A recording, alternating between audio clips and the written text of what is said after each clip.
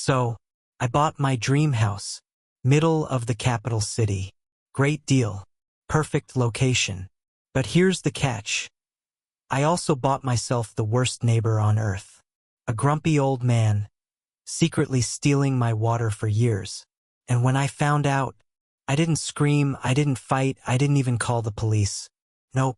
I burned his life down without lifting a single finger. And oh man, watching karma hit him was chef's kiss. If you've ever had that one entitled neighbor who thought they owned the entire street, hit that like button and subscribe because this story is what poetic justice feels like. Look, I live in Asia, the land of chaotic traffic, excellent food, and nosy neighbors. I had just bought this fixer-upper house smack in the middle of the capital city. The previous owners were family friends who needed money urgently, so I got the place dirt cheap. Win-win, right? I wish. The house itself was in mid-renovation when they left the country, so there were pipes sticking out of walls, half-finished wiring, and a main door secured by, wait for it, a single padlock.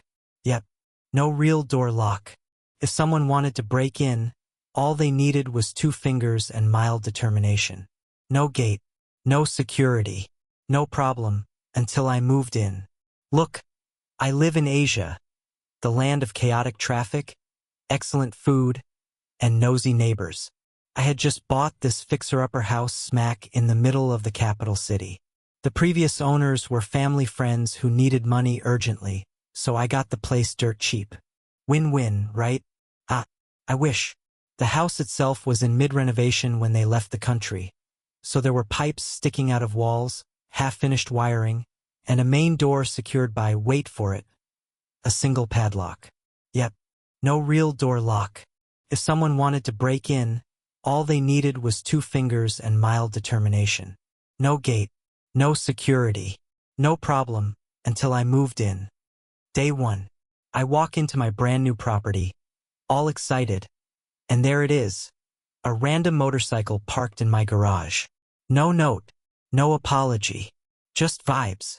I rolled my eyes, shoved the bike onto the street, and the same evening, I had a gate installed. A few hours later, there's a knock. Well, more like a rage bang on my brand new gate. Through my window, I spot the skinny, angry man pacing outside like I stole his house. After 15 minutes of yelling at metal, he gave up, took his bike, and rode off. And that, ladies and gentlemen, was my first red flag. I should have known then, I didn't just buy a house. I bought myself a front row ticket to chaos. Fast forward a few weeks. Everything's fine. Well, mostly. I had some random cars blocking my gate every other day because apparently people thought this was still an abandoned house. I put up a giant "No parking" sign on my gate, and that stopped. Or so I thought. See my next door neighbor? An old guy, retired mechanic, owns a 3-story house right next to mine. The bottom floor was his, the other 2 rented out to tenants. And this man, oh boy, he hated me the moment I bought this house. Apparently, he'd been very vocal with the previous owners, whining, complaining, throwing tantrums because they were selling it. I didn't understand why until later, but let's just say, this man considered my property his personal water park. Last week, I'm taking a shower, vibing, enjoying life, and suddenly, the water pressure dies. Now, in my country, we need water pumps to get water to the roof tanks because public supply pressure isn't enough. But here's the funny part. The moment my water died, I heard my neighbor's water pump kick in. Coincidence? Maybe. But I didn't trust coincidence. Coincidence sounded shady. So I waited. I let his pump finish. Then I turned on my taps again. Boom. Full pressure. That was the moment the first light bulb went off. That sneaky old man was stealing my water. I didn't care about the money. Water here costs $5 a month. That's less than my Netflix subscription. But this wasn't about the money. This was about entitlement. Imagine being so arrogant that you waltz into someone's property, hook up to their water line, and just help yourself. And oh, I was angry. Like, Internal monologue turning into Tarantino dialogue. Angry. So this wrinkly little water pirate thinks he can just sip from my pipes for free? Bet. I considered confronting him, but I'm a firm believer in silent revenge. See, confrontation leads to arguments. Arguments lead to shouting matches. Shouting matches lead to me getting arrested for creative insults. No, no, no. I needed something better, something smarter, something beautifully evil. I studied how his water pump worked. See, pumps have ball valves in the tank. When water's low, the pump kicks in and fills it up.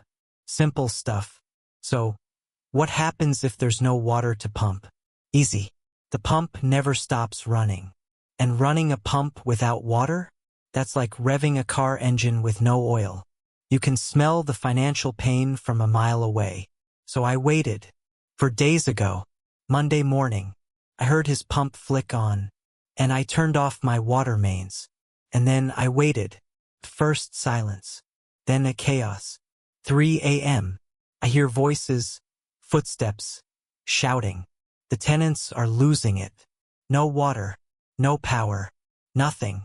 Turns out, his pump went full psycho mode and fried the ancient 90s wiring in his entire house. By sunrise, the tenants were outside screaming at him.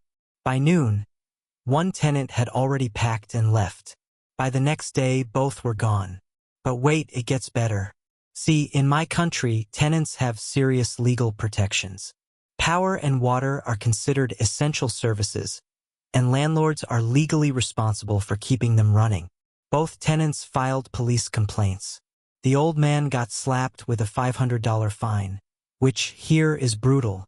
He had to refund both security deposits. And now, with no income, he couldn't even afford to live alone. Next Sunday, he's moving in with his daughter. And me?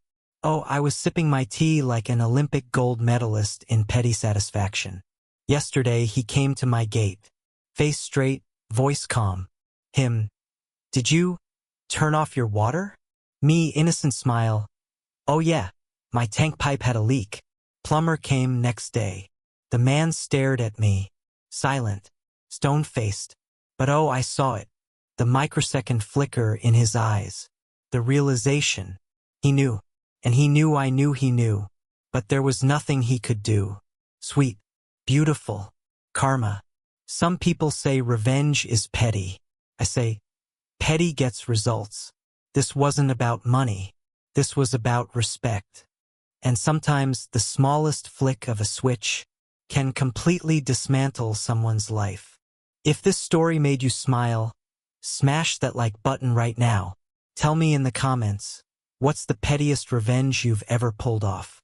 And don't forget to subscribe for more crazy Reddit revenge stories, where karma always comes knocking.